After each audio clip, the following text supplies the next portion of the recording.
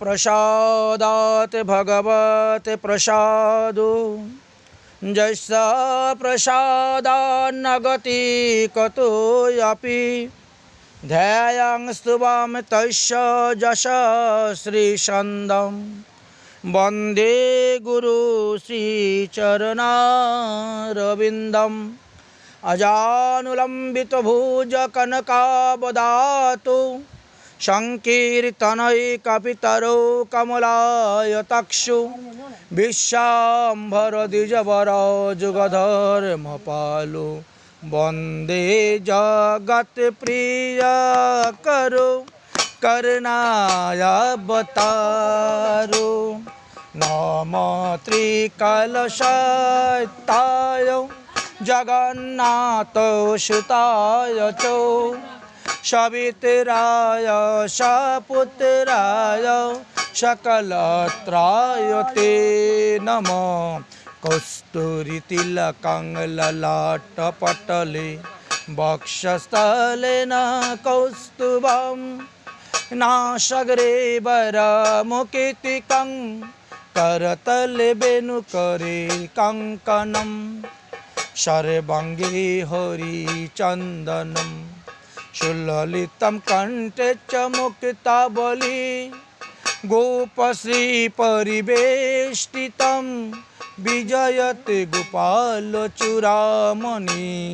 तप्त काञ्चन गौराङ्गी राधे वृन्दावनेश्वरी विषभानुसुते देवी तं नमामि हरिप्रिये नारायणं नमस्कृतं नरं चैव नरोत्तमं देवीं सरस्वती व्यासेन ततो जयमुदीरयेत् सुरसवयसकीशरमूर्ति क्षेमवर्णदिगम्बरं व्यासनन्दन शुकमुनिचरणे कोटि कोटि करोत प्रणाम तुलसी काननं जतिर पद्मा बनानि च पुराणं पाठनं जतिर ततिर सन्निहितो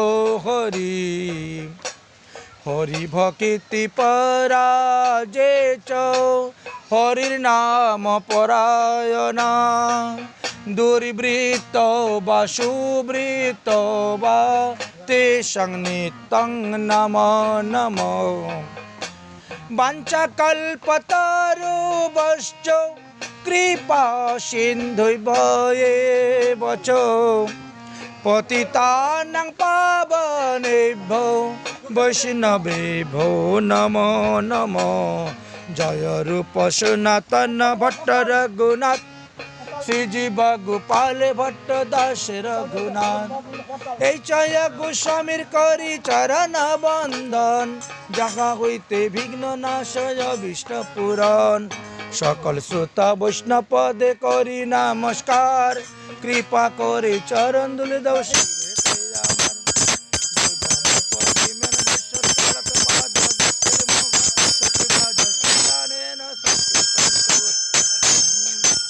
बोलो श्रीमद्भागवत महापुराण की श्री कृष्ण द्वैपायन व्यास जी की श्री शुक मुनि की श्री सुत मुनि की परीक्षित महाराज की शौनकादि ऋषिवृंद की आपन आपन गुरुदेव की आपन आपन इष्ट देव की आज के आनंद की जय जय श्री राधे श्याम नही अन्न शिव पंथा विशेष संस्मृता बही वासुदेवे भगवती भक्ति जुगं जदु भवे सुधी भक्तबृंदगण শ্রীমদ্ ভাগবত মহাপুরাণে আমাদিগকে একটি সুসিদ্ধান্তের কথা বর্ণন করে গেলেন। সেই সুসিদ্ধান্ত কি? বললেন যে হে জীব, নাকি অন্য শিবপন্থা, এইদিকে দাও তো, এইদিকে দাও, আমি তো দেখতেই পাচ্ছি না, নাকি অন্য শিবপন্থা বিশেষ সংস্মৃতা বহি বাসুদেবে ভগবতী ভক্তি যুগং যদুভবে। জীবের আত্মান্তিক লয়, জীবের মুক্তির হেতু একমাত্র ভগবত ভজন, বিষ্ণু ভজন, ভগবত ধর্ম পালন। এই যে শ্রীমদ্ ভাগবত মহাপুরাণে আমাদেরকে বললেন যে ভগবত ধর্ম তোমরা যজন করো, তাহলেই জীব মুক্তি লাভ করতে পারবে, উদ্ধার হতে পারবে। কর্মকাণ্ডের দ্বারা জীবকে মুক্তি লাভ করানো বড়ই মুশকিল। কারণ বললেন যে কর্মকাণ্ড জ্ঞানকাণ্ড কেবল বিষের ভাণ্ড। অমৃত বলিয়া যেবা খায়, নানা জনি সদা ফিরে কদর্য ভক্ষণ করে, তার জন্ম অধঃপতে যায়। এখন শাস্ত্রে তো আমাদের কর্মকাণ্ডের শেষ নেই। জন্ম থেকে আরম্ভ করে মৃত্যু পর্যন্ত আমাদের 16টি সংস্কারের কথা আলোচনা করা আছে। তার মধ্যে হরিভক্তি বিলাস নামক গ্রন্থেতে আমাদের 10টি সংস্কারের কথা তুলে ধরেছেন, মুখ্য তুলে ধরেছেন।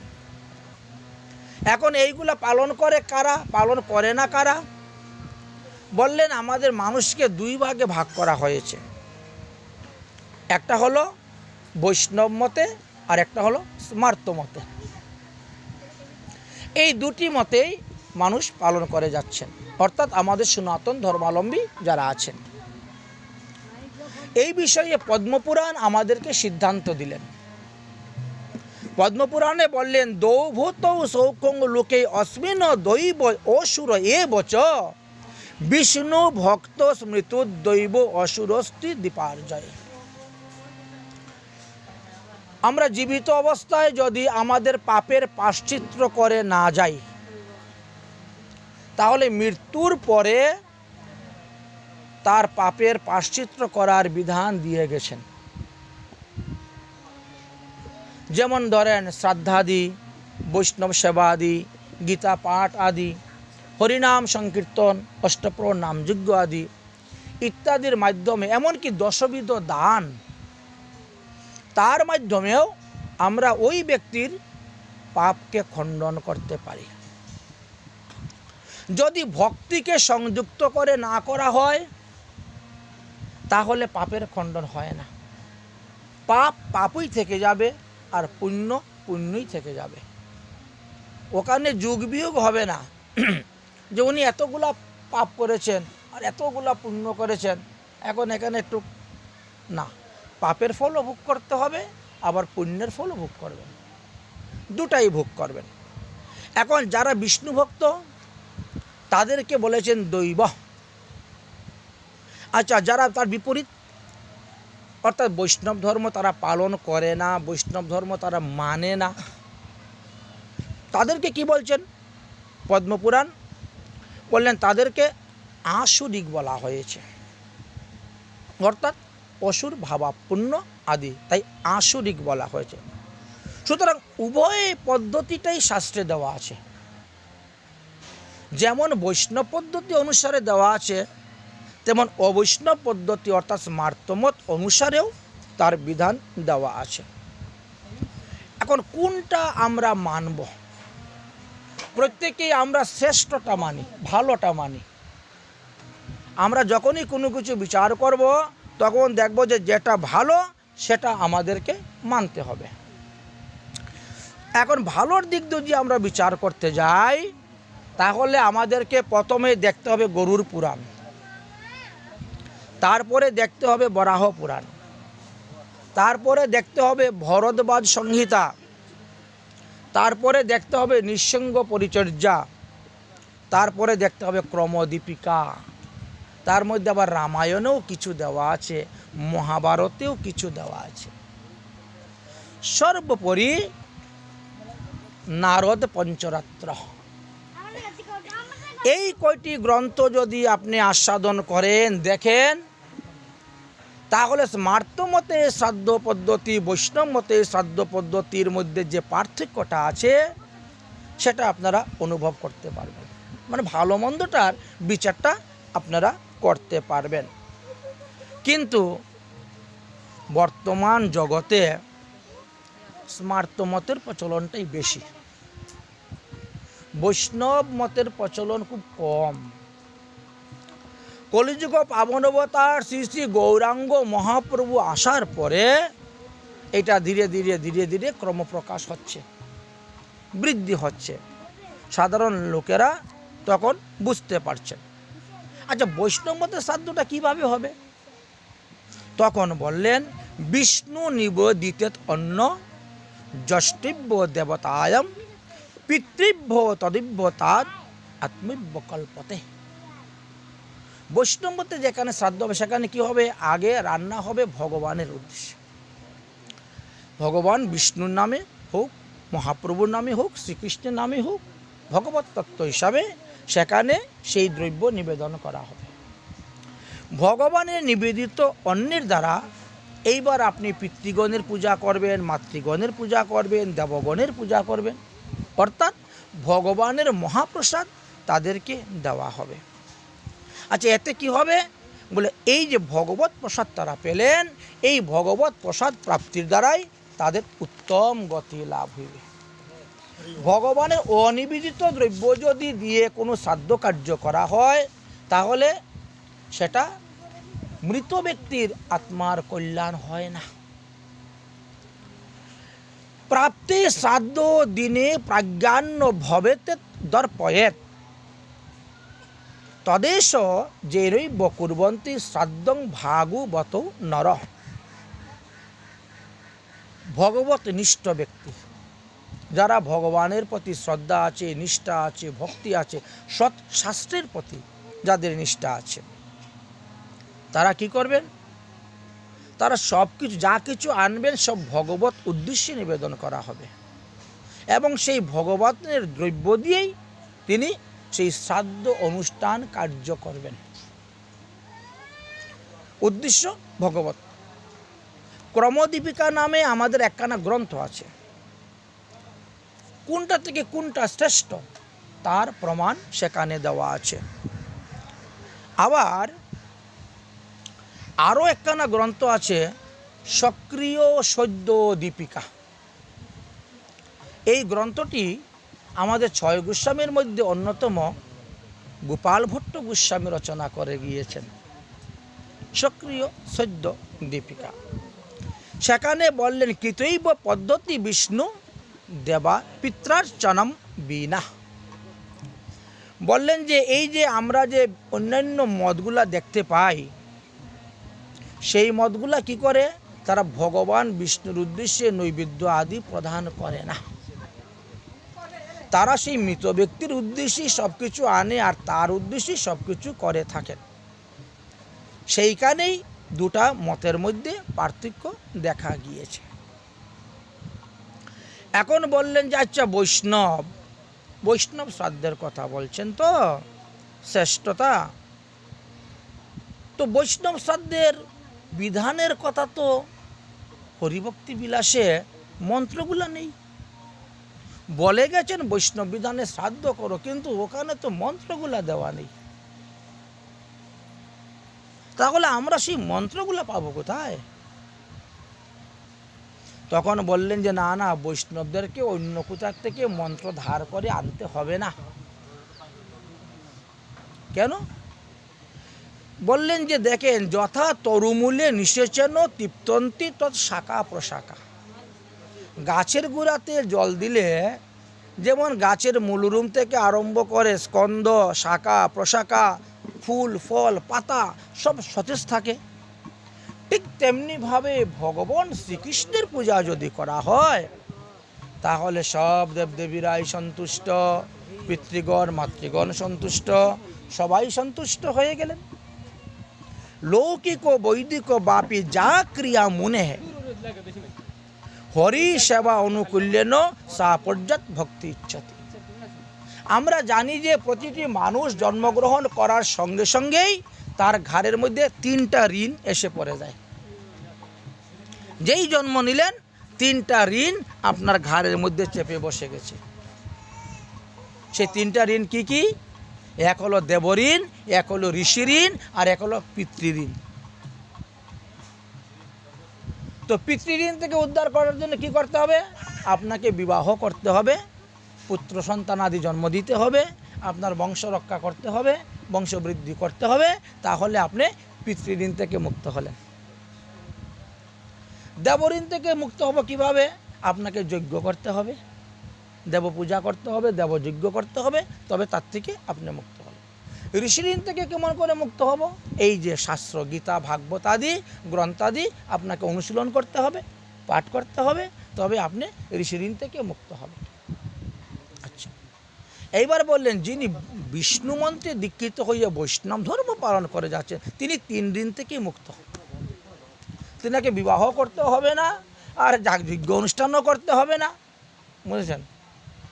তিনি 3 ঋণ থেকেই মুক্ত হয়ে যেতে পারেন। এখন বৈষ্ণবদেরকে তো 2 ভাগে ভাগ করা হয়েছে, এক হলো গৃহস্থ বৈষ্ণব আর এক হলেন ত্যাগী বৈষ্ণব। আচ্ছা, মানলাম ত্যাগী বৈষ্ণবের ক্ষেত্রে ওইসব কোনো কিছু লাগে না, ত্যাগী বৈষ্ণবরা পিতৃঋণ থেকে মুক্ত হয়ে গেছেন। কিন্তু যারা গৃহস্থ বৈষ্ণব আছেন তাদের ক্ষেত্রে কি বলছেন? তাদের ক্ষেত্রেও ভগবত পূজার দ্বারাই তাদের সব কিছু পূজা হয়ে যায়, সব কিছু পূজা হয়ে যায়। যদিও আমরা নান্দিমুখী শ্রাদ্ধাদি অনেক বিধির কথা পাই, হরিভক্তি বিলাসেও নান্দিমুখী শ্রাদ্ধাদির কথা উল্লেখ করেন নাই। বলছেন যারা বৈষ্ণব মন্ত্রে আশ্রয় গ্রহণ করছে ওটা আর ওদের লাগবে না। শুদ্ধ সাত্ত্বিক পদ্ধতি অনুসারে যদি ভগবত প্রসাদ দ্বারা যিনি মারা গিয়েছেন তার উদ্দেশ্যে সৎকর্ম করা হয়, তিনি এমনিতেই উদ্ধার হয়ে যাবেন। তাই চতুর্সম্প্রদায়ের যারা বৈষ্ণব আছেন, শ্রী, ব্রহ্ম, রুদ্র, সনক, এরা সবাই কি করেন? এই বৈষ্ণব পদ্ধতি অনুসারেই করে থাকেন। এমনকি অনেকে আবার সামবেদ অনুসারও করে থাকেন, কারণ ভাগবতে বলছেন যে হ্যাঁ, বেদের মধ্যে আমি হলাম সামবেদ। তাই সামবেদ পদ্ধতি অনুসারেও অনেকে এগুলি করে থাকেন। এখন প্রশ্ন হলো যে এই যে আমাদের আজকের শ্রাদ্ধ বাসর, তাই তো, শ্রাদ্ধ কাকে বলে? আমরা প্রথম আসবো যে শ্রাদ্ধ কাকে বলে। বলছেন যে শ্রাদ্ধ শব্দটি এসেছে শ্রদ্ধ শব্দ হইতে। শ্রদ্ধ শ্রদ্ধ শব্দ হইতেই শ্রাদ্ধ শব্দটি নিষ্পন্ন হয়েছে।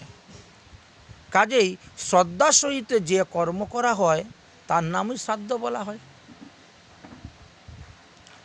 এখন বলছেন সেই শ্রাদ্ধটাকে 2 ভাগে ভাগ করা হয়েছে, একটা হলো নিত্য শ্রাদ্ধ আর একটা হলো নৈমিত্তিক শ্রাদ্ধ। নিত্য শ্রাদ্ধ উনি জীবিত অবস্থা যেটা করা হবে, নৈমিত্তিক শ্রাদ্ধ উনি মরার পরে যেটা করা হবে। তার মানে শাস্ত্রের জীবিত অবস্থায়ও শাস্ত্রের বিধান দেওয়া আছে শ্রাদ্ধের। এখনকার লোকে করে না, কিন্তু আগে করতেন। এখন যদি কেউ করে, আমাদের ভারতবর্ষে 320 ধারায় উনি দণ্ডিত হবেন। সমাজ দণ্ডে তিনি দণ্ডিত। তুমি জীবিত অবস্থায় তোমার শ্রাদ্ধ কেমন করে করলে? কিন্তু আগে ছিল, যার ছেলে নেই, মেয়ে নেই, নিঃসন্তান, বিবাহ করেছেন অথচ নিঃসন্তান, তখন কি তিনি নিজের শ্রাদ্ধ নিজেই করে চলে গেলেন। আমার পরে কে করবে, কিভাবে করবে না করবে আমি কি আর দেখব? বরং আমার শ্রাদ্ধটা আমি নিজেই করে যাই, এবং তার বিধানও দেওয়া ছিল। এখনও কেউ কেউ করে, এরকম কেউ কেউ করে থাকেন। তাহলে শ্রদ্ধ তৈশ্র দদাতি যথা স শ্রদ্ধা, শ্রাদ্ধ শ্রদ্ধায়া দিওতে যৎ তৎ শ্রাদ্ধম, এই কথাই তো শাস্ত্রের। তাহলে শ্রদ্ধ শব্দে সত্য বস্তুকে বোঝায়, উত্তম বস্তুকে বোঝায়, ভালো বস্তুকে বোঝাচ্ছি, নির্দেশ করতেছেন। তাই কর্ম অনুষ্ঠান যখন আপনি করবেন, উত্তম বস্তু ভগবানকে অর্পণ করবেন, অর্থাৎ যে যে বস্তু ভগবানের নিবেদনে লাগে, যে যে বস্তু ভগবানকে দান করা যায়, সেই সেই বস্তু আপনি ভগবানকে দিবেন, দিয়ে সেই মহাপ্রসাদ দিয়ে আপনি প্রকৃষ্ট রূপে যিনি গত হয়ে গিয়েছেন, তিনার উদ্দেশ্যে সেটা করা হবে। অতএব শ্রদ্ধার সহিত ভগবত নিবেদিত অন্ন ব্যঞ্জন আদি পিতৃগণের উদ্দেশ্যে যেটা দেওয়া হয় তাকে বলা হয় পিতৃশ্রাদ্ধ। মাতৃগণের উদ্দেশ্যে দিলে মাতৃশ্রাদ্ধ, যার উদ্দেশ্যে দেওয়া হবে সেটাই বলা হয়। তাহলে আমরা পরিষ্কারভাবে জানতে পারলাম, শাস্ত্রে বললেন সংস্কৃতং ব্যঞ্জনাঞ্চৈব পয় দধি গীতাম বিতাম। শ্রাদ্ধের তিনটি বস্তুকে প্রধান বলে গেলেন, দধি, দুগ্ধ, ঘিত, এই তিনটা থাকতে হবে, এবং ভালো চালের অন্ন, সংস্কৃত উত্তম, এবং তার সঙ্গে উত্তম সুস্বাদ্য ব্যঞ্জনাদিও আপনি দিতে পারবেন। শ্রদ্ধায়া দিয়তে তস্মাৎ শ্রাদ্ধম তেন নির্গিদত্য। তাহলে উত্তম উত্তম ব্যঞ্জনাদি দধিদুগ্ধ ঘিত সমন্বিত অন্ন শ্রদ্ধার সহিত যদি আমরা পিতৃগণের উদ্দেশ্যে নিবেদন করি, তাহলে সেটাকে শ্রাদ্ধ নামেই পরিচিত হয়ে গেল। যৎ পিতৃব্য দদাতি স পিতৃযজ্ঞ। এই শ্রাদ্ধটাকে আবার পিতৃযজ্ঞ বলা হয়। একজন গৃহস্থ বৈষ্ণবের 5 প্রকার যজ্ঞ করতে হয়, তারপরে তিনাকে সেবা গ্রহণ করতে হয়। তো 5 প্রকার যজ্ঞ কি কি বললেন? যে আপনি যে আপনার উপার্জিত যে অর্থ, সেই অর্থের দ্বারা আপনি যে দ্রব্য এনে ভগবানকে নিবেদন করলেন, তার থেকে কিছু প্রসাদ আপনি জলে বিসর্জন করবেন, কিছু প্রসাদ আপনি গোমাতাকে, গাভীকে খাওয়াবেন, কিছু প্রসাদ আপনি কাককে দিবেন, কিছু পিপিলিকাকে দিবেন, কিছু কুকুরকে দিবেন। তাহলে 5 জায়গায় দিলে পরে আপনার পঞ্চযজ্ঞ হয়ে যাচ্ছে। তাহলে আপনার যে ধন, আপনি যে টাকা পয়সা যে রোজগার করছেন, যে ধনটা, ওই অর্থ থেকে কখনো অনর্থ উৎপন্ন হবে না। আমাদের অর্থ থেকে 15 প্রকার অনর্থ উৎপন্ন হয়ে থাকে।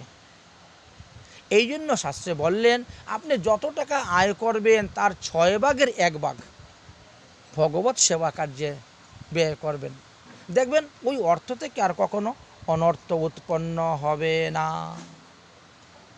এই জন্য বললেন, অন্ন, জল কিংবা দুধ, ফলমূলের দ্বারাও আমরা পিতৃশ্রাদ্ধ করতে পারি।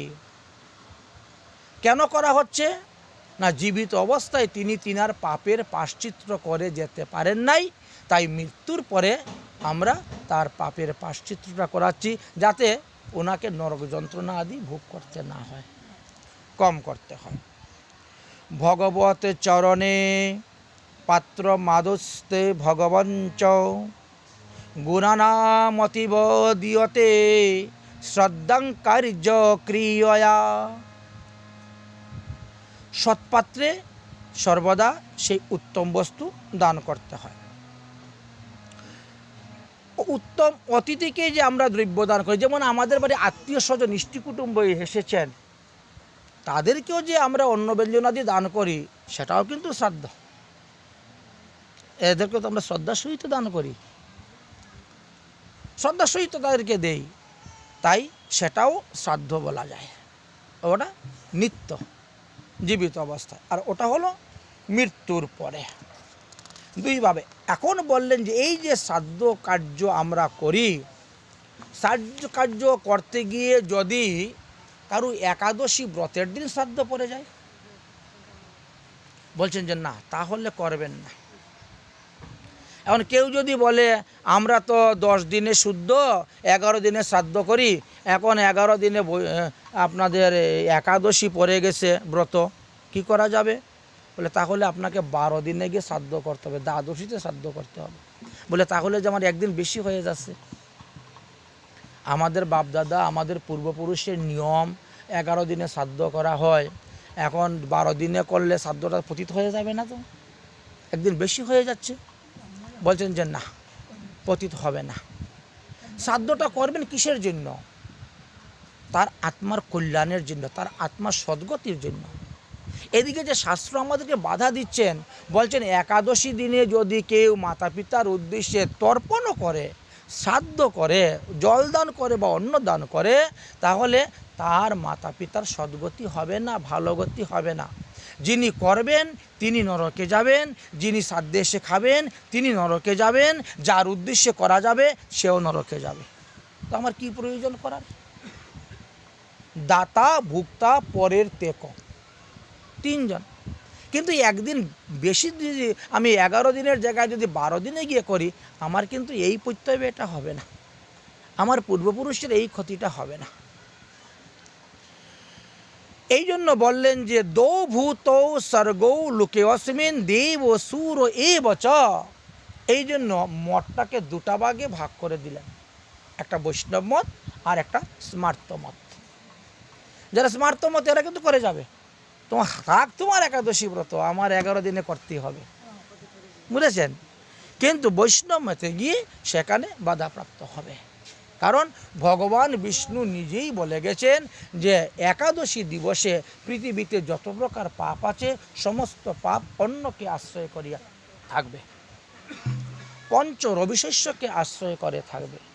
তাহলে সেই পাপ অন্ন যদি আমি পিতৃপুরুষের উদ্দেশ্যে দেই, তাহলে তো তারা পাপভাগী হয়ে যাবেন।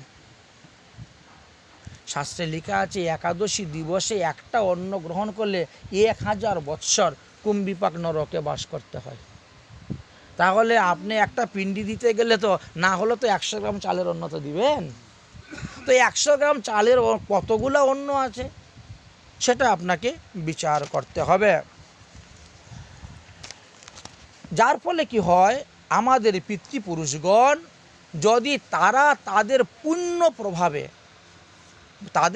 প্রভাবে তারা স্বর্গে যাবেন, তারা তো কিছু সৎকর্ম তো করে গেছেন, পুণ্য প্রভাবে স্বর্গে যাওয়ার জন্য তারা রওনা হয়েছেন। আর আমরা কি করলাম, একাদশী ব্রতের দিবসেই শ্রাদ্ধ করে দিলাম, তখন তাদের গতিটা বিপরীত হয়ে যাবে, ঊর্ধ্বগতি না হয়ে তাদের নিম্নগতি হয়ে যাবে, তারা নরকের দিকে ধাবিত হয়ে যাবে। কারণ পুত্রকে বলা হয়েছে আত্মজ, শাস্ত্রে পুত্রকে বলছে আত্মজ। আপনার পিতার আত্মা থেকে একটি আত্মা গিয়ে পুত্ররূপে জন্মগ্রহণ করেছে, তো তাই পুত্রকে বলা হয় আত্মজ। পুত্র যদি সৎকর্ম করে পিতার সদ্গতি হবে, পুত্র যদি অসৎকর্ম করে কুকর্ম করে পিতার নিম্নগতি হবে। পুত্রের উপরে কিন্তু অনেকটা নির্ভর করে। এই জন্য পুত্রকে সর্বদা কি করতে হবে, সৎকর্ম করতে হবে। ন কর্ম বন্ধনম বৈষ্ণবঞ্চ বিদ্যতে। আচ্ছা, যারা বিষ্ণু মন্ত্রে দীক্ষা গ্রহণ করেছে, যারা সদাচার পালন করে যাচ্ছেন, যারা বৈষ্ণব ধর্ম যাজন করে যাচ্ছেন, যারা সর্বদা ভগবানের প্রসাদ খেয়ে যাচ্ছেন, তাদের ক্ষেত্রে বলছেন যে তাদেরকে তো আর মাতৃগর্ভে জন্মগ্রহণই করতে হবে না, তাদের জন্মকর্মের বন্ধনটা ছেদন হয়ে যায়। ভগবত প্রসাদ গ্রহণ করতে করতে করতে করতে তাদের দেহটাও অপ্রাকৃত হয়ে যায়, তাদের দেহটাও চিন্ময় হয়ে যায়। তাই তারা কি করে, তারা জীবিত অবস্থাতেই তারা আরেকটা দেহ ধারণ করে নেয়। আর যারা ওই ধর্মের অন্তর্ভুক্ত হন নাই, তাদেরকে কি করতে হয়, তারা মারা যাওয়ার পরে আমরা 10টা পিণ্ডির দ্বারা 10 ইন্দ্রিয়যুক্ত একটা অতিবাহিক দেহ তৈরি করে দেই। শ্রাদ্ধের আগের দিন দেখবেন 10টা পিণ্ডি দেওয়া হয়, শুদ্ধ করে ঘাটের কাজ করে এসে 10টা পিণ্ডি দেওয়া হয়। তো 10টা পিণ্ডির দ্বারা কি হয়, ওই 10 ইন্দ্রিয়যুক্ত একটা দেহ তৈরি করে দেওয়া হয়। এই দেহটাকে কি বলা হয় জানো, অতিবাহিক দেহ। একটা লোক মারা যাওয়ার পরে আমরা তো হয়তো কেউ মাটির নিচে গেড়ে দিলাম, মানে সমাধি দিলাম, কেউ বা আগুনে জ্বালিয়ে দিলাম, কেউ বা জলেতে জল ছেড়ে দিলাম। গাড়া পুরা ভাষা, এই তিনেই আমাদের কর্মটাকে নাশ করা হয়। 3টে পদ্ধতি আছে। আচ্ছা, এখন তার দেহটাকে আপনি বিনিষ্ট করে দিলেন, কিন্তু তার পাপ পুণ্য তো বিনষ্ট করতে পারেন নাই। তার ভিতর থেকে যে আত্মাটা বেরিয়ে গেল, সেই আত্মাটা তো ঘুরতে আছে। একজন মানুষ মারা যাওয়ার পরে কি হয়, 13 দিন পর্যন্ত বাড়ির চতুর্দিকে ঘুরে বেড়ায়। এই যে যিনি মারা গিয়েছেন, আজকে 13 দিন হয়েছে না? সুতরাং তিনার আচ্ছা 15 দিন, ও আচ্ছা আচ্ছা আচ্ছা, ঠিক আছে। তো যাই হোক, তো 13 দিন পর্যন্ত কি হয়, আত্মাটা ঘুরে বেড়ায়। ঘুরে বেড়ার পরে এই 13 দিনের দিন আসবে, এসে তিনাকে ধরে নিয়ে রওনা হবে। 13 দিনের দিন। তার বাকি দিনগুলো তিনি কোথায় ছিলেন? তিনি কিছুদিন ছিলেন জলতত্ত্বে, কিছুদিন ছিলেন অগ্নিতত্ত্বে এবং কিছুদিন ছিলেন বায়ুতত্ত্বে। এইভাবে তিনাকে এই সময়টাকে অতিক্রম করতে হয়েছে। যখনই আপনি 10 পিণ্ডির দ্বারা 10 ইন্দ্রিয়যুক্ত একটি অবয়ব অতিবাহিক দেহ তৈরি করে দিলেন, তখনই ওই আত্মাটা কি হলো, ওই দেহের মধ্যে প্রবেশ করলেন, যেটা বৈদিক মন্ত্রের দ্বারা তৈরি করে দেওয়া হলো। সেখানে প্রবেশ করার সঙ্গে সঙ্গে কি হলো, তার তখন ক্ষুধা এবং পিপাসা বৃদ্ধি পেল। এইবার তার জন্য আমরা শ্রাদ্ধাদির ব্যবস্থা করা হলো, তাকে উত্তম উত্তম দ্রব্য প্রদান করা হলো। যদি ভগবত নৈবেদ্য প্রদান করা হয়, তাহলে কল্পকাল পর্যন্ত তিনারা ক্ষুধা লাগে না, পিপাসা লাগে না। কিন্তু ভগবত নৈবেদ্য ছাড়া যদি এমনি সাধারণভাবে রান্না করে দেওয়া হয়, তাহলে সেটা আমরা যেমন একদিনে খেলেই পচে যাচ্ছে, ওটার বার থাকতেছে না, সেইভাবেই সেটা নষ্ট হয়ে যায়। এখন যারা পুণ্য আত্মা, তাদেরকে ভগবান বিষ্ণুর দূত আসবে, এসে ধরে নিয়ে যাবে। যারা আমার মতো পাপী, তাদেরকে যমদূত এসে ধরে নিয়ে যাবে। বুঝেছেন? এখন বলছেন, যম মহারাজে কিন্তু তিনার দূতদেরকে বলে দিয়েছেন, দেখো, যারা বিষ্ণু মন্ত্রে দীক্ষিত, যাদের ঊর্ধ্বপুণ্ড তিলক আছে, যাদের গলায় তুলসীর মালা আছে, যারা হরিনাম করেন, যারা একাদশী ব্রত করেন, খবরদার তোমরা তাদের কাছে যেও না, তাদেরকে তোমরা ধরে নিয়ে আসিও না, কারণ তাদের বিচার করার ক্ষমতা আমার নেই। তাদের বিচার করবেন ভগবান বিষ্ণু। তাই যমদূত এবং বিষ্ণুদূত, এই 2 রকমের দূত আছেন। আমাদের যারা মারা যায়, আমাদের পাপ পুণ্যের উপর নির্ভর করে, তারা এসে আমাদেরকে ধরে নিয়ে যায়। এখন নিয়ে যাবে কোথায় ধরে? ধর্মরাজের কাছে নিয়ে যাবে প্রথমে। ধর্মরাজের কাছে যাওয়ার পরে বিচার হবে। আচ্ছা, ধর্মরাজ কোথায় রাজত্ব করেন জানেন?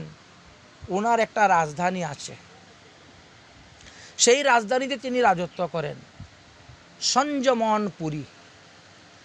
ওখানে যম মহারাজ বসে রাজত্ব করেন। উনি 2টা রূপ, পুণ্য আত্মা ব্যক্তিদের জন্য তিনি ধর্মরাজ, আর পাপীদের জন্য তিনি যমরাজ। একই শরীরে তিনার 2টা রূপ 2 সময় পরিবর্তন হয়ে যায়। এখন যম মহারাজ কি করেন? সব মরাদেরকে নিয়ে উনি রাজত্ব করেন। মানে এইখানে এই পৃথিবীতে যারা মারা যাওয়ার পরে যাচ্ছেন, তাদেরকে নিয়ে রাজত্ব করেন। এই যে অতিবাহিক দেহটা আমরা তৈরি করে দিয়েছি না, এই অতিবাহিক দেহ শ্রাদ্ধ করার পরে এই অতিবাহিক দেহটাকে নাশ করা হয়, তারপরে তিনি ভোগ দেহ প্রাপ্ত হয়। যে ভোগ দেহের দ্বারা তিনি পাপের ফলও ভোগ করেন এবং পুণ্যের ফলও ভোগ করেন, স্বর্গ নরক আদি উভয়ই ভোগ করে থাকেন। যমের বাড়িটা আমাদের পৃথিবী হইতে 11,88,000 কিলোমিটার। সুখদেব গোস্বামী একবারে মেপে টেপে বলে দিয়েছেন, একবারে শ্রীমদ্ ভাগবত মহাপুরাণে তার বর্ণনা আছে যে 11,88,000 কিলোমিটার হলো আমাদের পৃথিবী হইতে যমের বাড়ি, যমের বাড়ি। এবং সেখানে যারা পুণ্য আত্মা ব্যক্তি, তারা বলছেন যে 2 মুহূর্তে চলে যায়। তো আগেরকার দিনের হিসাব তো মুহূর্ত, জাম, প্রহর, দণ্ড, এগুলো আগেরকার দিনের হিসাব ছিল। সোজা কথায় 48 মিনিটে 1 মুহূর্ত হয়। আমাদের পরিষ্কার হয়ে গেলাম, এখনকার দিনের 48 মিনিটে 1 মুহূর্ত হয়, 24 মিনিটে 1 দণ্ড হয়, 2 দণ্ডে 1 মুহূর্ত হয়। তাহলে 48 মিনিটের মধ্যেও পুণ্য আত্মা যারা, তারা সেখানে পৌঁছে যায়। যাওয়ার পরে কি হয়, তারা সেখানে অবস্থান করে। আজকে এসেছো, তোমার বিচার কালকে হবে। এখন যম মহারাজের একদিন, আমাদের 365 দিন, অর্থাৎ 1 বছর। যমের একদিনেই আমাদের এতগুলা দিন চলে যায়। আর যারা পাপী তাদেরকে তো পায়ে হেঁটে যেতে হয়। তারা পুষ্প বিমানে বসে যেতে পারবে না, পালকিতে বসে যেতে পারবে না, রথেতে বসে যেতে পারবে না, তাদেরকে পায়ে হেঁটে যেতে হয়। তো প্রথম তারা চলে 17 দিন, 13 দিনের দিন তো ধরে নিয়ে যাচ্ছেন, তারপরে 17 দিন রাস্তা চলেন। 17 দিন রাস্তা চলার পরে তিনি রুদ্রপুরীতে গিয়ে অবস্থান করেন। তখন সেই বেচারা বলে, আমি আর হাঁটতে পারছি না, আমার প্রচণ্ড ব্যথা হচ্ছে, কারণ 17 দিন আগে যে খেয়েছি সেই খাবার তো আমার পচে গেছে, এখন আমার খুব ক্ষুধা পিপাসা লেগেছে, আমি চলতে পারছি না। আর রাস্তাগুলো না খুব ভয়ঙ্কর রাস্তা, পাথর, নুড়ি, কাঁচ, কিচ পরে আছে, কোথায় গরম জল, কোথায় ঠান্ডা জল, হ্যাঁ, কোথায় গাছের পাতাগুলা এত ধারালো যে শরীরে লাগলে পরে কেটে যাচ্ছে, সেখান থেকে রক্ত পড়তেছে, কষ্ট পাচ্ছেন, কিন্তু ওই দেহেতে আর মৃত্যু হবে না। মৃত্যু তো শুধু এই দেহেতে হয়েছে, ওটা যে আপনি ভোগ দেহ পেয়েছেন। আর যদি শ্রাদ্ধ যদি না করা হয়, যতদিন শ্রাদ্ধ না করবেন ততদিন পর্যন্ত তিনার অতিবাহিক দেহ থেকে যাবে। শ্রাদ্ধতে অতিবাহিক দেহ সমাপ্ত করে ভোগ দেহ তিনি প্রাপ্ত হয়ে থাকেন। এখন সেই ভোগ দেহে রওনা হচ্ছেন। এখন ভোগ দেহে রওনা হলে আমাদের তো খালি পায়ে হাঁটার অভ্যাসই কম, তার মধ্যে রাস্তা তো আর এত সুন্দর করে পিচ করা রাস্তা নয়। 17 দিন খালি পায়ে চলার পরে তো ওনার পায়ে ঠুসা পড়ে গেছে, ছাল বাকল উঠে গেছে, উনি তো আর চলতে পারছেন না।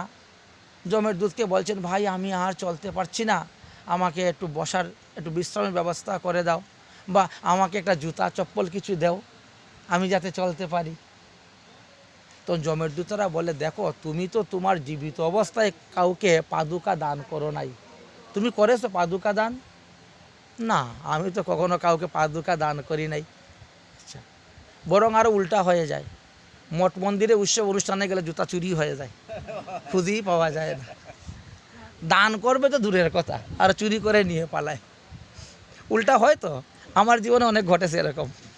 এই পাঠ করতে বসলাম, গিয়ে আর পাদুকা পাওয়া যায় না, শেষ, কোথায় চলে গেছে। তো জীবিত অবস্থায় তো আপনি পাদুকা দান করেন নাই, তো আপনি এখন পাদুকা কোথায় পাবেন? আপনি যে বলছেন পাদুকা পায়ে দিয়ে হাঁটবেন, কোথায় পাবেন? বলে একটা ব্যবস্থা হবে না? বলে না, এখানে তো যা দান করা যায় সেটার ফলেই পরজন্মে ভোগ করা যায়। এটা তো পরকাল, তোমার ইহকালে তুমি যা দান করেছো পরকালে ভোগ করবে। দেখো, তোমার ছেলে যখন তোমার শ্রাদ্ধ করেছিল তখনও সে পাদুকা দান করে নাই শ্রাদ্ধেতে। ব্রাহ্মণ ঠাকুর বলছেন, কিরে পাদুকা আনছিস? না আনি নাই। আচ্ছা দক্ষিণা দিয়ে দেবো না, মন্ত্র দিয়ে চালিয়ে দেন। ঠিক না? ঠিক আছে, পাদুকার দক্ষিণা দিয়ে দিব, মন্ত্র দিয়ে চালিয়ে দেন। এখন ব্রাহ্মণ ঠাকুর মন্ত্র দিয়ে চালিয়ে দিচ্ছেন। আচ্ছা, পরে আপনি দক্ষিণা কত দিয়ে 500 টাকা দিলেন বা 1000 টাকাই দিলেন, হ্যাঁ, তো 1000 টাকার মধ্যে যদি সব দানই চলে যায়, গরু দানও হয়ে গেছে, পাদুকা দানও হয়ে গেছে, সব দান হয়ে গেছে, এরকম হয় তো, ঘটনা ঘটে তো। আচ্ছা, তো এবার কি হয়েছে? এবার দেখো 1 মাস হয়ে গেছে। বাস্তবে শাস্ত্রে বলছেন, যিনি মারা গিয়েছে তিনার উদ্দেশ্যে আপনি প্রতিদিন পিণ্ডি নিবেদন করতে পারেন, কোনো নিষেধ নাই। প্রতিদিন ভগবানের সেবা দিলেন, সেবা দিয়েই সেখান থেকে এনে তার নামে আপনি দিতে পারেন। কিন্তু আমরা দেই না। এমনকি প্রতি মাসে মাসেও দেওয়া যায় একটা করে পিণ্ডি। আচ্ছা, তোমার তো 1 মাস হয়ে গেছে, তুমি মারা গেছো, তোমার এই 1 মাসে একটা পিণ্ডি দেওয়ার বিধান আছে। যদি এই মাসে তোমার ছেলে তোমার পিণ্ডি দেয়, তাহলে সেটা তুমি খেয়ে 2য় মাসের রাস্তা তুমি অতিক্রম করবে। আর 2য় মাসে 15 দিন তিনি রাস্তা চলেছেন। 15 দিন রাস্তা চলার পরে সৌরপুরীতে গিয়েছেন, গিয়ে একটা বট গাছের নিচে দিকে রওনা হবেন। তিনি বলছেন, আমি আর পারছি না, 45 দিন হয়ে গেছে, আমি আর পারছি না, আমার ক্ষুধা পিপাসায় বড় কাতর, আমাকে গাছতলায় একটু বসতে দিন, আমার হাতের বন্ধনটা খুলে দিন, আমি সামনে গিয়ে নদীর থেকে একটু জল পান করে আসবো। যমের দূত বলছেন, না তা হবে না, কেন হবে না? আরে কত লোক দিকে গাছের নিচে বসছে, ঘুমাচ্ছে, বিশ্রাম করছে, তো আমি কেন পারবো না? আরে বাবা, তুমি তো জীবিত অবস্থায় ছাতা দান করো নাই। তুমি কি ছাতা দান করেছিলে? বলে না তো করি নাই। তাহলে তাহলে তুমি ছায়াটা পাবে কোথার থেকে? যারা ছাতা দান করেছিল তারাই দেখো ছায়াতে বসে আরাম করতেছে। তুমি জীবিত অবস্থায় কাউকে জল দান করো নাই। মৃত্যুর পরেও তোমার ছেলে যখন তোমার উদ্দেশ্যে শ্রাদ্ধ করেছে তখন জল পূর্ণ কোনো পাত্র দান করে নাই। তাহলে তুমি জলটা পাবে কোথার থেকে? তুমি যে জল পান করবে, গাছের ছায়ায় যে থাকবে, বিশ্রাম যে করবে, এগুলো পাবে কোথার থেকে? তুমি যা দিবে তাই তো পাবে। তুমি যে দিয়ে আসো নাই। অতএব তোমাকে এইভাবেই যেতে হবে। ক্ষুধা পিপাসায় কাতর হয়ে সেই জীবাত্মা, সেই ভুগ দেহ রোয়ানা হচ্ছে। চলতে না পারলে যমের দূত কী করে? প্রহার করে। কারণ তার একটা সময় আছে, 348 দিনের মধ্যে যমের সীমানায় গিয়ে পৌঁছতে হবে। আমাদের গাড়িগুলো দেখেন না, 5 মিনিট দেরি হলে কত স্পিডে ছাড়ে। হ্যাঁ, সময় মতো না পৌঁছতে বলে ফাইন দিতে হবে। তো যমের দূতেরও এরকম নিয়ম আছে, 348 দিনের মধ্যে তাকে নিয়ে আমার সীমানায় পৌঁছতে হবে, আমার রাজ্যেতে। এই জন্য তারা চলতে যখন পারে না তখনই তাকে মারে, বেত্রাঘাত করে, প্রহার করে। হ্যাঁ, তখন তিনি চিৎকার করেন, আহ উফ, হে পুত্রগণ, হে কন্যাগণ, তোমরা কি আমার দুঃখের অবস্থা বুঝতে পারছো না? আমি তোমাদের জন্য, তোমাদের সুখের জন্য আমি বাড়ি কিনে দিলাম, গাড়ি কিনে দিলাম, ব্যাংক ব্যালেন্স করে দিলাম। হ্যাঁ, তো এইগুলা করতে গিয়ে তো আমার কত নয় ছয় করতে হয়েছে। সবগুলা যে সৎ পথের থেকে উপার্জন হয়েছে তা তো নয়। হ্যাঁ, আমরা কত অসৎ পথে টাকা উপার্জন করি, কত অন্যায়ভাবেও টাকা উপার্জন করি কি করে? পরিবারের সুখের জন্য, যাতে ছেলে মেয়েরা, স্ত্রী পুত্ররা সুখে শান্তিতে থাকতে পারে, আমি মরে গেলেও যাতে এরা সুখে। আচ্ছা, এরা তো আপনার বিষয় ভোগ করতেছে, আর পাপের ফলটাকে আপনাকেই ভোগ করতে হচ্ছে। ওরা কিন্তু পাপের ফল ভোগ করছে না, বিষয় ভোগ করে। তখন যখন যমদূতেরা প্রহার করে তখন চিৎকার করেন, হে পুত্র, হে কন্যা, হে পত্নী, তোমরা আমার আত্মার কল্যাণের জন্য একটু সৎকর্ম করো, ভালো কর্ম করো, সৎকর্ম করো। যমের দূতরা বলে, এখান থেকে চিল্লালে তোমার কথা কেউ শুনবে না, কারণ প্রতি মাসে তোমাকে 1 লক্ষ কিলোমিটার যেতে হচ্ছে। তো 1 লক্ষ কিলোমিটার দূরের থেকে যদি চিৎকার করো কেউ শুনবে? 1 কিলোমিটার দূরের থেকে চিল্লালে কেউ শুনবে না। আচ্ছা, এখন মাইক হয়ে গেছে, মাইক দিনালে বললে হয়তো এসে পৌঁছে যেতে পারে, কিন্তু 1 লক্ষ কিলোমিটার দূরের থেকে আসবে কোথার থেকে আওয়াজটা? অতএব আর তোমার উপায় নেই। এইভাবে জীবাত্মা ক্রমে ক্রমে ক্রমে ক্রমে 6 মাস অতিক্রম হওয়ার পরে বৈতরণী পার হন। বৈতরণী পার হওয়ার সময় তো আরও বিপদ। তখন তো অনেক মাঝিরা আছেন নৌকা নিয়ে, কিন্তু যারা পারের করে নিয়ে গেছে তারাই তো নৌকায় বসে পার হবে। আমরা তো সারা জীবন লক্ষ লক্ষ টাকা হাতাচ্ছি, কোটি কোটি টাকা হাতাচ্ছি, তো যাওয়ার সময় তো খালি হাতে চলে যাই, পারের করি তো নিয়ে যাই না। পারের সম্বলটা আগের থেকে তৈরি করে রাখতে হয়, কিন্তু আমরা করি না। আছে, সময় আছে, হবে না, করবো না, এই তো সময় আছে। এখন যদি কাউকে বলে, এই তুমি দীক্ষা গ্রহণ করো, মালা নেও, তিলক নেও, ভগবানের ভজন, আরে এখন ওইসব সময় হয় নাই, এখন আর সময় হয় নাই, বুঝেছেন? আরে দেখেন তো ধ্রুবের কি বয়স ছিল? ধ্রুব 5 বছর বয়সে দীক্ষা নিয়ে নিলেন, হরিভজন করলেন, হরিকে পেলেন। একটা বাংলা কথা আছে যে ভোরবেলায় দধি মন্তিলে ঘি উঠে ভালো। ওই বিকালবেলা যদি কেউ দধি মন্থন করতে বসে, ওর থেকে ভালো মাখন উঠবে না, ভালো ঘি উঠবে না। তাই শৈশবী সাধন ভজন বৃদ্ধকালে গেল। বৃদ্ধকালে গেল কেন বলছেন? আচ্ছা, মা গঙ্গাকে আনয়ন করতে গিয়ে একটু বিচার করে দেখেন তো।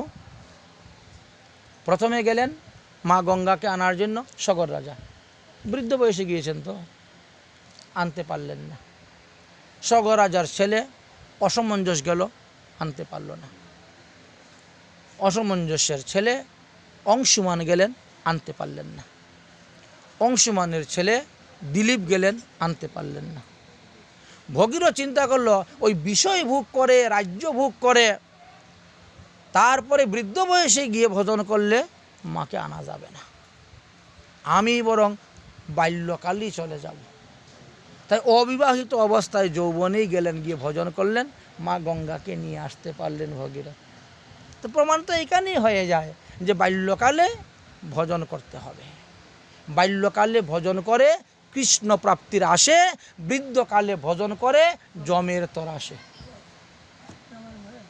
যমের ভয়ে এখন আপনি ভজন শুরু করলেন। তাই ন যম যমলুকন ন দূত ঘুর দর্শনাম পশ্যন্তি বৈষ্ণবানং সত্যং সত্যং মহদ্দিতে। ভগবান বলছেন, আমি সত্যি সত্যি করে বলতেছি, যারা বিষ্ণু মন্ত্রে দীক্ষা গ্রহণ করে বিষ্ণু ভজন করে যাচ্ছেন, অর্থাৎ বিষ্ণু মন্ত্র বলতে কৃষ্ণ মন্ত্র, কৃষ্ণ ভজন করে যাচ্ছেন, তাদেরকে যমলোক দর্শন করতে হবে না, তাদেরকে যমালয়ে যেতে হবে না, তাদেরকে নরকাদি ভোগ করতে হবে না। অজ্ঞানে যদি করে সে তার পাপ উপস্থিত, যদি তার অজ্ঞানেও তার পাপ উপস্থিত হয়ে যায়, বলে কৃষ্ণ তাকে শুদ্ধ করায়, না করায় প্রায়শ্চিত্ত। ভগবান তাকে শুদ্ধ করে দেন, প্রায়শ্চিত্ত করান না। তাই বিষ্ণু ভক্তৈশ্ব যে দৈদ্যাৎ বৈষ্ণবং ভুজয়েত, যে যাহারা বৈষ্ণব দাসানুদাস, যারা ভগবত প্রসাদ ভুজি, তারা পরম গতি লাভ করিয়া থাকেন, তারা উত্তম গতি লাভ করিয়া থাকেন। আচ্ছা, তাহলে দেখা গেল এখন আমরা গিয়ে পৌঁছে গেলাম বৈতরণী নদীর পাশে। এই নদীটার ব্যাখ্যা করে গেছেন গরুর পুরাণে। বললেন যে এই নদীটার প্রস্থ হলো 1200 কিলোমিটার। আপনার বাংলাদেশের এই মাথা থেকে ও মাথা কত কিলোমিটার? হ্যাঁ, 700-800 কিলোমিটার। তো তার থেকে আরও বেশি, 1200 কিলোমিটার নদীটার প্রস্থ, বুঝছো নি? তার উপরে কোনো পুল টুল নাই। পুল হবে তাদের, এটা দিব্য পুল হয় কাদের? যারা ভাগবত ধর্ম যাজন করতেছেন। এভাব সাগর হবে বালুচর, হাঁটিয়া হইবে পার। যারা ভাগবত ধর্ম যাজন করছেন, যারা ভাগবতকে আশ্রয় করেছেন, তমাদি দেবং করুণা নিধানম তমাল বর্ণম সহিতাবতারং অপার সংসার সমুদ্র সেতু। এইবার সমুদ্র সেতু হবে যদি ভাগবতকে আশ্রয় করেন। অপার সংসার সমুদ্র সেতুম ভজাই মহম শ্রী ভাগবত স্বরূপম। যদি ভাগবতকে আশ্রয় করেন, তাহলে ভাগবত রূপী সেতুর দ্বারা আপনি পার হয়ে যেতে পারবেন, না হলে কিন্তু আপনার ওখানে পার হতে দিবে না। তাহলে এখনও তো যাওয়ার সময় বাকি আছে, তো যাওয়ার আগেই কিছু মাল জমা করতে হবে নিয়ে যাওয়ার জন্য। আপনারা যখন মেয়ের বাড়ি বেড়াতে যান, তখন কি করেন? 1 সপ্তাহ আগের থেকেই ব্যাগের ভিতরে মাল ভরা শুরু করে দেন। মেয়ের জন্য কি নিয়ে যাব, মেয়ের জামার জন্য কি নিব, নাতির জন্য কি নিব, নাতনির জন্য কি নিব, বিআইনের জন্য কি নিব। 1 সপ্তাহ আগের থেকেই অ্যাটাচির মধ্যে মাল শুরু হয়ে যায় ভরা, বুঝেছেন? আচ্ছা, 2 দিন পরে যেখানে যেতে হবেন সেখানের ব্যবস্থাটা কি করেছেন? ওই অ্যাটাচি যদি ফাঁকা নিয়ে যাওয়া যায় তাহলে তো লাভ হবে না, ওটাতে ভরতে হবে কিছু। তাহলে কি হলো? যাই হোক, তাহলে মনে করেন কেউ কিছু নিলই না, খালি হাতে গেল। এখন সেখানের মাঝিরা, কর্ণধররা এসে বলবে, আমরা তো করি ছাড়া পার করি না। আচ্ছা, তোমার কাছে যখন পয়সা নাই, তো পয়সার বিনিময়ে তুমি কিছু পুণ্যফল আমাদেরকে দিয়ে দাও। মনে করো একটা একাদশীর ফল আমাকে দিয়ে দাও, 1 রাত্রি জাগরণের ফল দিয়ে দাও, একটা তীর্থ ভ্রমণের ফল আমাকে দিয়ে দাও। তা আমি তো জীবনে তীর্থ ভ্রমণও করি নাই, একাদশী ব্রতও করি নাই, রাত্রি জাগরণও করি নাই, তা আমি কি ফলটা দিব, কি পুণ্যটা দিব যে আমাকে পার করবে? এখন কথাবার্তা বলতে বলতে সময় নষ্ট করতে দিচ্ছে না যমদূত, কারণ তাকে নির্দিষ্ট সময়ে গিয়ে পৌঁছতে হবে। অনেক কথাবার্তা হয়েছে বাবা, এখন তুমি চলো। এখন আপনাকে ধাক্কা মেরে জলের মধ্যে ফেলে দিল। যমদূতেরা তো শূন্য মার্গে চলে যাচ্ছে বায়ুবেগে। আর আপনাকে জলের দিকে হিসড়ে টেনে নিয়ে যাচ্ছে। এইবার জীবিত অবস্থায় আপনি তো এই বড়শি দিয়ে মাছ ধরেছেন, পলো দিয়ে মাছ ধরেছেন, জাল দিয়ে মাছ ধরেছেন, অনেক কিছু করেছেন। আমরা অনেক জীবজন্তুকে মেরেছি। এখন তারা সব আসবে, এসে আপনাকে আক্রমণ করবে। মাংস, মাং মানে আমাকে, স মানে সে। আমি যাকে এখন মারে খাচ্ছি সে আমাকে পরে মেরে খাবে। প্রস্তুত থাকতে হবে, আপনাকেও সে মেরে খাবে। এখন ওরা এসে শুরু করে দিল আপনাকে কামড়ানো। একদিকে তো 2 হাত বাঁধা, এখন আপনি কি করবেন? এখন যদি মাথা বের করেন উপর দিকে, তো উপরের পাখিগুলা আপনাকে কামড়াচ্ছে। ডুব দিলে পরে মাছের মধ্যে, জলের মধ্যে যারা আছে তারা আপনাকে অত্যাচার করতেছে। এইভাবে বহু কষ্টে আপনি জমপুরীতে গিয়ে পৌঁছিলেন।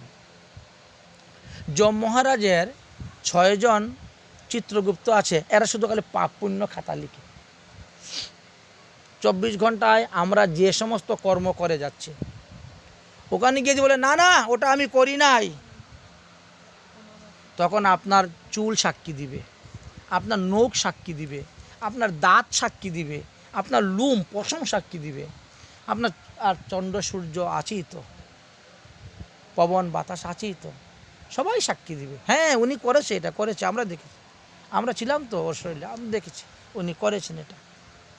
এখন যম মহারাজ জিজ্ঞেস করে দেখলেন, আচ্ছা দেখেন তো উনি পাপ কতটা করেছে, পুণ্য কতটা করেছে। সব ভাগ হয়ে গেল। বড় দয়াময় যম মহারাজ।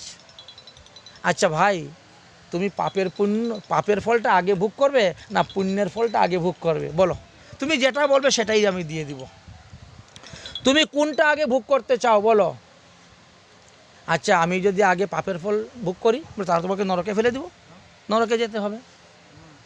হ্যাঁ, তারপরে তোমাকে পুণ্যের ফল ভোগ করাবো। কিন্তু ভোগ সম্পূর্ণ শেষ হওয়ার আগেই তোমার বাসনা অনুসারে, তোমার কামনা অনুসারে পৃথিবীতে গিয়ে তোমাকে জন্ম নিতে হবে। ওই মৃত্যুর সময় যে তোমার কামনা ছিল, যে বাসনা ছিল, সেই বাসনা অনুসারেই তোমাকে আবার গিয়ে জন্ম নিতে হবে। এই 84 লক্ষ যোনিতে তোমাকে এইভাবেই ভ্রমণ করতে হবে। আচ্ছা, আর যদি আমি একটা পুণ্যের ফল ভোগ করি বলে তাহলে স্বর্গে পাঠিয়ে দেব। স্বর্গাদি অনেক অনেক স্থান আছে, অনেক অনেক পুরী আছে ভোগ করার।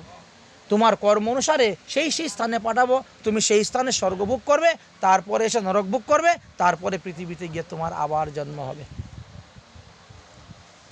জন্মস্য হি ধ্রুবমৃতম, যে জন্মগ্রহণ করবে তাকে মরতে হবে, আর যে মরেছে তার কর্ম অনুসারে তাকে আবার দেহ ধারণ করে আসতে হচ্ছে। এটি তো ভগবানের লীলা। তুমি আজীব রাছা ভগবান খেলো না মাটিকা। আমাদের পঞ্চভূতের দেহ নিয়ে ভগবান খেলতেছেন, সংসার লীলা করে যাচ্ছেন, সংসার লীলা করে যাচ্ছেন, ভগবান খেলে যাচ্ছেন। আচ্ছা ঠিক আছে, তাহলে আমি কাজ করি, আগে আমি পাপের ফলটা ভোগ করে নিই, তারপরে আমি পুণ্যের ফলটা ভোগ করব। ভোগ করার পরে পৃথিবীতে যখন আমি জন্ম নিব, তখন আমি ধনী ব্যক্তির ঘরে জন্ম নিতে পারবো, উত্তম কুলে আমি জন্ম নিতে পারবো। পুণ্যের ফল ভোগ করে ধনী ব্যক্তির ঘরে জন্ম হয়, উত্তম কুলে জন্ম হয়। আর পাপের ফল ভোগ করার পরে যখন আসবেন, তখন আপনি ওই বিকলাঙ্গ হয়ে জন্ম নেবেন, বা খুব ব্যাধিযুক্ত হয়ে জন্ম নেবেন, বা আপনি খুব গরিব দরিদ্র ঘরে জন্ম নেবেন। এটা হলো পাপ ভোগ করার পরে এসে যারা নেয়। এখন আমরা তো বড় চালাক। হ্যাঁ ঠিক আছে, তাহলে আমি পাপের ফলটা আগে ভোগ করে নেই, তারপরে পুণ্যের ফল ভোগ করে গিয়েই ধনী ব্যক্তির ঘরে, উত্তম ব্যক্তির ঘরে, উত্তম কুলে জন্ম নিব। ঠিক আছে যাও, পাপের ফল ভোগ করবে। এখন যম মহারাজ ধাক্কা দিয়ে আপনাকে ফেলে দিল নরকে। এখন এমন এমন নরক আছে, আমাদের পাপের ফলে হাজার হাজার বছর নরক যন্ত্রণা ভোগ করতে হয়, হাজার হাজার বছর। শ্রীমদ্ ভাগবত মহাপুরাণে নিগরাজার কাহিনী আছে। বললেন যে কোনো ব্রাহ্মণকে, কোনো বৈষ্ণবকে কোনো বস্তু দান করে সেটা যদি আবার ফেরত নিয়ে কেউ চলে আসে, তাহলে তাকে 60,000 বৎসর বিষ্ঠার কৃমি হয়ে থাকতে হয়। 60,000 বৎসর, চিন্তা করতে পারছেন একদিন। হ্যাঁ, তো নিগরাজা কিন্তু ইচ্ছা করে তো আনে নাই, নিগরাজা দান করেছে। ওই ব্রাহ্মণের ঘর থেকে সেই গরুটা এসে আবার তিনার গরুর পালের সঙ্গে মিশে গেছে। উনি তো আনে নাই।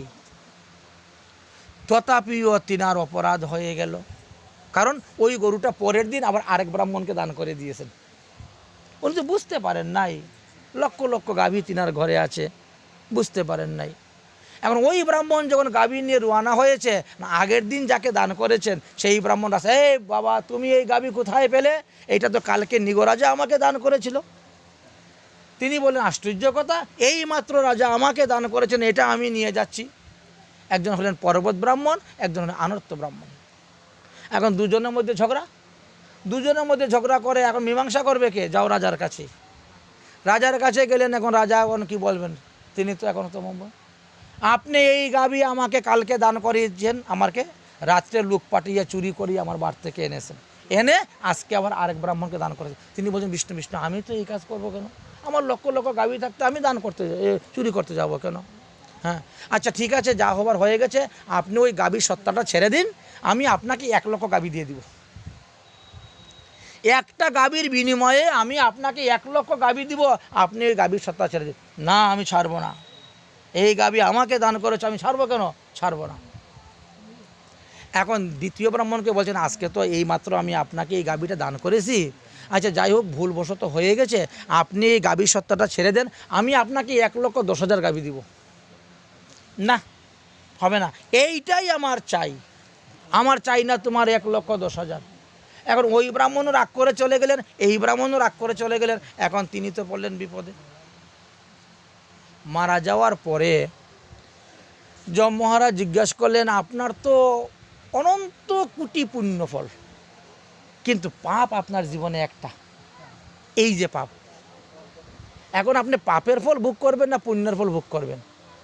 তিনি বলছেন, পাপ যখন আমার একটু আছে, তাহলে পাপের ফলটা আগে ভোগ করে নেই। বলছে, যাও।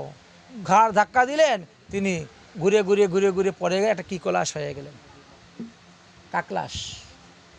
কাকলাস হয়ে মাথা নিচের দিকে, লেজ পা উপর দিকে দিয়ে একটা কুয়ার মধ্যে পড়ে গেলেন। যাই হোক, দ্বারকালীলায় ভগবান শ্রীকৃষ্ণ তিনাকে উদ্ধার করেছিলেন। তাহলে পাপের ফলও আমাদেরকে ভোগ করতে হচ্ছে এবং পুণ্যের ফলও আমাদেরকে ভোগ করতে হচ্ছে। ঠিক আছে, আর না, এইবার কি হলো? এই জন্য আমরা কি করি, আমরা সবাই চাই যে আগে পাপের ফলটা ভোগ করে নেই, তারপরে পুণ্যের ফলটা ভোগ করব। এখন পাপের ফল যখন ভোগ করা শুরু হয়েছে, এক কাজ করেন না, সবার কপালে চন্দন দেন, এই যে চন্দন আছে নিয়ে যান। হ্যাঁ, এখন বলছেন যে পাপের ফল ভোগ করতে গিয়ে তো এখন সেই যে ভোগ দেহ, সেই যে জীবাত্মা, সে তখন আর সহ্য করতে পারছে না। সহ্য করতে না পেরে তিনি কি করলেন? তিনি যম মহারাজের চরণে অনুনয় বিনয় করতে শুরু করলেন, মহারাজ, আমাকে বেদম বেহারে প্রহার করা হচ্ছে। হ্যাঁ, তুমি এইটা থেকে দিয়ে দাও, না হলে আমার এখান থেকে বের করে দিয়ে দাও জল দিয়ে, সেটাই ভালো হবে। এটাকে একটু গুলো বা এখানে ঢেলে দাও, অল্প করে ঢেলে গুলে দিয়ে তারপরে করে দাও। ওদের তো অল্প করে আছে, তো আর দিও না, জল দিয়েছি। আচ্ছা, এখন কি হলো? এখন সেই নরক যন্ত্রণা তিনি সহ্য করতে পারছেন না, কারণ এত মারপিট খেয়ে তো অভ্যাস নেই তো আমাদের। আর হঠাৎ করে গিয়ে পড়েছেন, দিন নেই রাত নেই, চলছেই অত্যাচার দেহের উপরে। ইস, আমার কেন মৃত্যু হচ্ছে না? যমের দূতরা বলে, এই মরার আবার মৃত্যু আছে নাকি রে? হ্যাঁ, তুমি তো এখন মরে এসেছো, এইটা তো তোমার ভোগ দেহ, এই দেহেতে মৃত্যু নাই, এই দেহেতে তোমাকে এইভাবেই কষ্ট ভোগ করতে হবে। মহারাজ, একদিনও কি আমার ছুটি নাই? মানে মারপিট থেকে রেহাই নেই? হ্যাঁ আছে। আরে আমিও তো একজন রাজা, আমি তো রাজত্ব করতেছি সব মরাদেরকে নিয়ে। আমার ছুটি হলো প্রত্যেক অমাবস্যা। প্রত্যেক অমাবস্যা দিনে যম রাজার রাজ্যেতে সব পাপীদের ছুটি, কাউকে মারপিট করা হয় না, একদিন ছুটি। মহারাজ, আপনি যখন কৃপা করে ছুটির একটা বিধানই করলেন, তো ওই দিন আমি একটু বার থেকে ঘুরে আসতে পারবো? মায়া কাকে বলে দেখেন, মোহ। সেখানে গিয়েও বলছে যে অমাবস্যা দিন যখন ছুটি আছে, তো আমি একটু বাড়ির থেকে ঘুরে আসতে পারবো? যম বলেন, হ্যাঁ পারবে, তবে আমি তোমাকে বায়বীয় দেহ দান করব তখন। আর এই দেহে যেহেতু